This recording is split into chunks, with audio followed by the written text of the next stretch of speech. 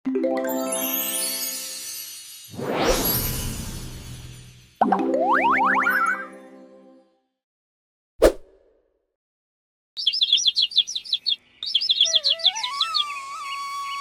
দিন আগের কথা। শান্তিপুর নামে একটি গ্রাম ছিল। সেই গ্রামের এক প্রান্তে ভাঙাচোরা কুঁড়ে ঘরে বাস করত রহিম আর তার মা হালিমা বেগম। সেখানে ছিল দারিদ্র্য আর ক্ষুধার রাজত্ব। তারা সেখানে খেয়ে না খেয়ে দিন কাটাত। একদিন হালিমা তার ছেলেকে বলল, রহিম বাবা, আজ কিছু খেয়েছিস? তোর মুখ দেখে মনে হচ্ছে কাল রাত থেকে না খেয়ে আছিস। না না মা, খেয়েছি তো। তুমি চিন্তা করো না, দেখো আমি একদম ঠিক আছি। কেমন শক্ত দাঁড়িয়ে আছি না? আসলে রহিম গতকাল থেকে কিছুই খায়নি, কিন্তু মাকে চিন্তা দিতে চায়নি, তাই মিথ্যা বলল। ওরে বাবা, মায়ের চোখে কিছু লুকানো যায় নাকি? তোর গাল শুকিয়ে গেছে, গলায় আর জোর নেই।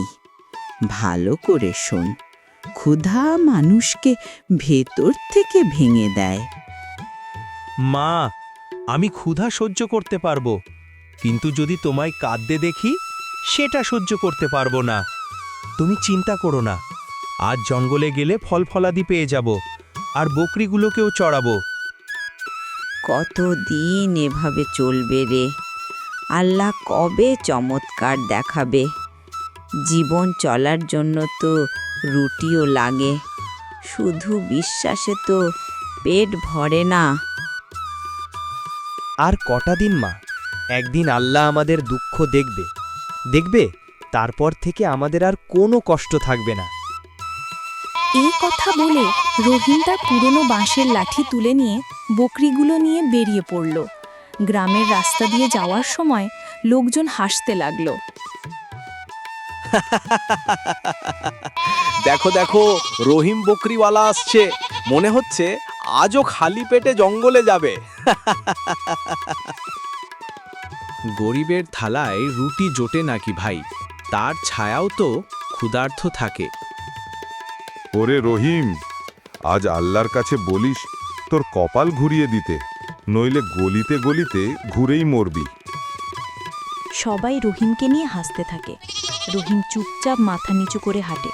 তার মনে প্রতিটা কথা তীরের মতো বিঁধে যায়, কিন্তু সে কোনো জবাব দেয় না এবং সেখান থেকে চলে যায়। জঙ্গলে পৌঁছে বকরিগুলো ছেড়ে দিয়ে একপাশে বসে পড়ল রহিম। কিছুক্ষণ পর হঠাৎ ঝোপের মধ্যে সরসর শব্দ হলো। রহিম শব্দ শুনে একটু ভয় পায়। তারপর সে ভয়ে ভয়ে বলে উঠল, কে আছিস সেখানে? কোনো উত্তর না পেয়ে কিছুক্ষণ পরে সে ঝোপের দিকে গিয়ে দেখে একটি সুন্দর নীলকণ্ঠ পাখি মাটিতে পড়ে আছে, আহত অবস্থায় এবং হাঁপাচ্ছে। ওরে পাখি, তোর কি হয়েছে রে? ভয় পাবি না, আমি তোকে কিছুই করব না। সে নিজের গামছা খুলে পাখিটিকে আলতো করে জড়িয়ে নিল। তার চোখে পাখিটিকে দেখে জল চলে আসলো। পাখিটির প্রতি তার দয়া হলো এবং সে মনে মনে সিদ্ধান্ত নিল তাকে সে বাড়িতে নিয়ে গিয়ে সুস্থ করে তুলবে। তারপর পাখিটাকে নিয়ে বাড়ির দিকে রওনা হলো। বাড়ি ফিরে এসে রহিম তার মাকে বলল, মা, দেখো, জঙ্গলে এই পাখিটা পেলাম, মনে হয় নীলকণ্ঠ। সে ডানায় চোট পেয়েছে। হায় আল্লাহ, নীলকণ্ঠ তো পবিত্র পাখি, ওর যত্ন নে বাবা, নইলে পাপ হবে। মা, আমি তো আছি, তুমি চিন্তা করো না। যতদিন আমি বেঁচে আছি একে কষ্ট পেতে দেব না। সেই পাখির দানায় হলুদ মাখল, তেল দিল, পানি ও কিছু দানা খেতে দিল। সারাদিন তার পাশে বসে রইল। রাত গভীর হল, মা ঘুমিয়ে পড়লেন। রহিম এখনো পাখির পাশে বসে রইল। হঠাৎ পাখিটি নড়ে উঠল। তুই জেগে উঠলি, ভালো হয়েছে রে, তুই বেঁচে গেলি। তুই কোনো চিন্তা করিস না, তুই সুস্থ না হওয়া পর্যন্ত আমি তোর সেবা করে যাব। কিন্তু একটু কিছুক্ষণ পর রহিমের বুক কেঁপে উঠল। পাখিটি চোখ তুলে তাকালো আর মানুষের গলায় বলল, রহিম, তোর সেবা আমার প্রাণ ছুঁয়ে গেছে। এ কি রে, তুই কথা বলছিস? আমি কি স্বপ্ন দেখছি নাকি? না রহিম, এটা স্বপ্ন নয়, তুই আমাকে জীবন ফিরিয়ে দিয়েছিস, তাই আমি তোরে এক বরদান দিচ্ছি। এনে এই লাঠি। নীলকণ্ঠ পাখি পাখা মিলে আলোর ঝলক ছড়িয়ে দিল। রহিমের পুরনো বাঁশের লাঠি ঝকমক করতে লাগল। এটা আর সাধারণ লাঠি নয়, তুই যদি এটা ভালো কাজে ব্যবহার করিস এটা তোর সঙ্গী হবে, কিন্তু যদি লোভে ব্যবহার করিস এটা তোর বোঝা হয়ে যাবে। আমি কথা দিচ্ছি নীলকণ্ঠ ভাই, এই লাঠি দিয়ে শুধু সৎ কাজই করব, কখনো বেশি লোভ করতে যাব না, আর যতটুকু পারি মানুষের উপকার করব ইনশাআল্লাহ। আর তখনই খুশি হয়ে নীল আলো ছড়িয়ে পাখিটি মিলিয়ে গেল। ঘরে রইল রহিম আর তার ঝলমলে লাঠি। পরের সকালে মৃদু রোদ ছড়াচ্ছে। রহিম হাতে ঝলমলে লাঠি নিয়ে ভাবছে, এটা কি সত্যি জাদুর লাঠি নাকি স্বপ্ন ছিল? আমার হাত কাঁপছে কেন? ওরে পাগল, লাঠির দিকে এতক্ষণ তাকিয়ে আছিস কেন? কি হয়েছে তোর? ওমা শোনো, এটা সেই লাঠি, কিন্তু এতে কিছু অদ্ভুত আলো জ্বলছে। নীলকণ্ঠ ভাই বলেছিলেন এতে শক্তি আছে। আহা, লাঠি তো লাঠি, তুই সৎ থাক, তাহলেই আল্লাহ তোর পাশে থাকবে। এ চকচকে জিনিসে বেশি ভরসা রাখিস না। না মা, এটা সাধারণ নয়, আজ আমি এর পরীক্ষা করব। রহিম বকরিগুলো নিয়ে জঙ্গলে গেল। বকরিগুলো ঘাস খাচ্ছে। হঠাৎ গাছের আড়াল থেকে এক বাঘ নেকড়ে বেরিয়ে এলো। সব বকরিগুলো আতঙ্কে দৌড়ে পালাতে লাগলো। হায় আল্লাহ, এটা তো আক্রমণ করবে।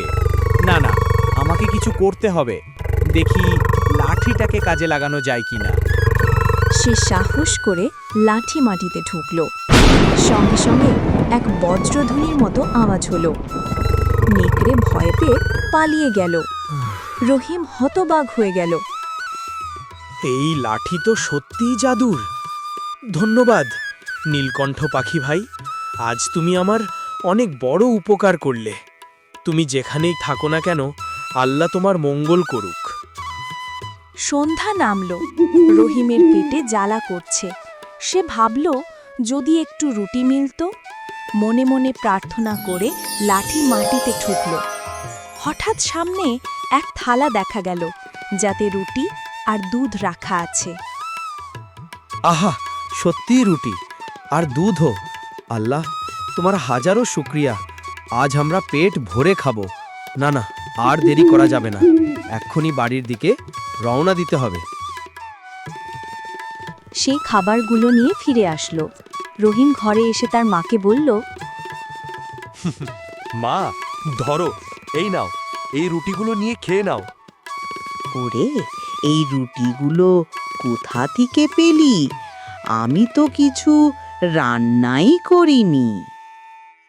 সে অনেক কথা, আর বলেছিলাম না ওই লাঠিটি জাদুঘরি লাঠি আল্লাহ নিজেই আমাদের জন্য পাঠিয়েছেন। একমাত্র আল্লাহই আমাদের সাহায্য করতে পারেন। ক্রমে গ্রামের লোকেরা খবর পেল রহিমের ঘরে চমৎকার ঘটনা ঘটেছে। পরদিন সকালে সবাই রহিমের কুঁড়েঘরের সামনে ভিড় করল।